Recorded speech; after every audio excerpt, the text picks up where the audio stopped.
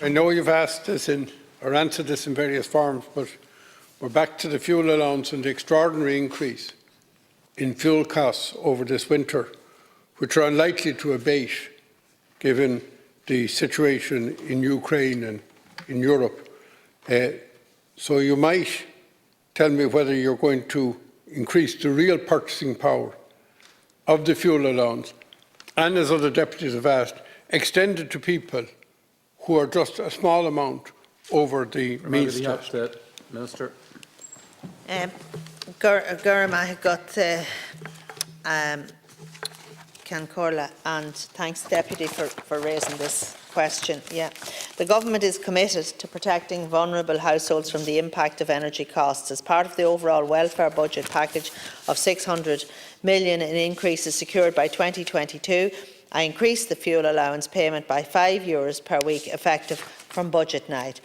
I also increased the weekly income threshold for fuel allowance by €20, which enables more people to qualify for this support. Further government measures were recently announced to help mitigate the effects of rising energy costs.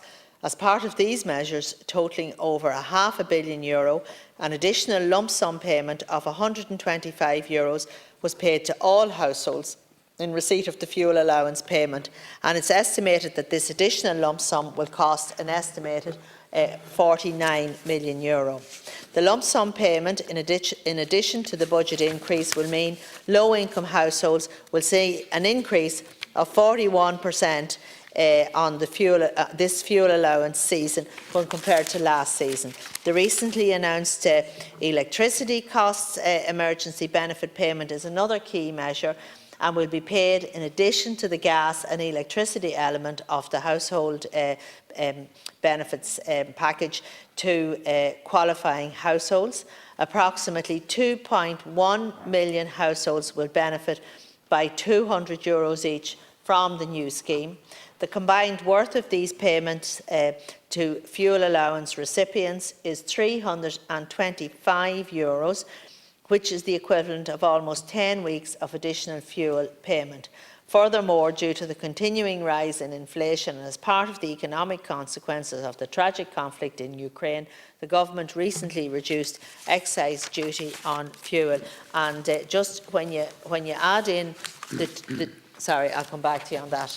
I'm over time. Deputy Minister, the rises given in the budget last autumn were given at a time of relatively stable fuel prices. So they were given just to maintain the situation as it was and had nothing to do with what has happened since. Now, Minister, I checked it. At the end of December, 500 litres of kerosene cost about €411. Today, it's €716 for 500 litres. That's an increase of 74%. That's the scale of the challenge. And what we've provided is €125, because, as I said, the other thing was pre-factum, and it wasn't based on anything to do in Ukraine, which hadn't become an issue at that stage. So, Minister, in view of the incredible increase in the prices of fuel and the huge pressure on people at the lowest end of society, will there be further consideration given to this, particularly if this kind of price or the price of the 12th of March at €842 for 500 litres is maintained? Okay, thank you, and thanks, Deputy. Can I just say that the Government absolutely recognises the impact that the rising energy prices are having on people, and that's why we have acted to try and assist families. We have brought forward a series of measures which cost over €1 billion to help ease the burden on people. And just to say, last year the fuel allowance was €784. This year it's €1,049, that's when you include the €125 lump sum payment. When you add on the €200 energy credit as well, that brings it up to €1,249. So when you compare that with the €784 last year, you're actually looking at a 60% increase in the fuel allowance. And in monetary terms, if my calculations are correct here, that's an extra €465. And I do take the point that everybody's talking about when they're filling their tank and they can't get over how much it's costing to put, to fill the tank of oil. But, government just can't do everything, but we have brought in a lot of measures and we're trying to help. And of course, we keep these things under review. As I said, you'd already raised the fuel allowance last autumn because you realised even at the old prices it was inadequate. And the free electricity allowance has been the same for a long time, and it no longer relates to units, it relates to a cash amount.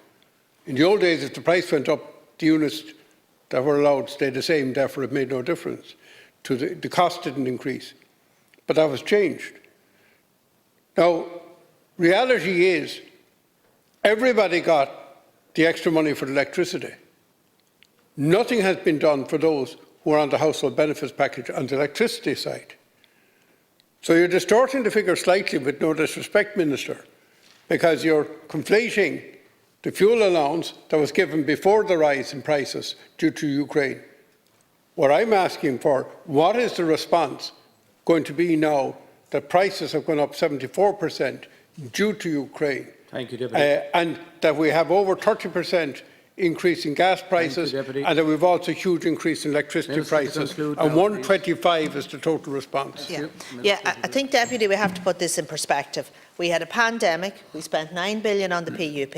In October we introduced the largest social welfare budget in 14 years.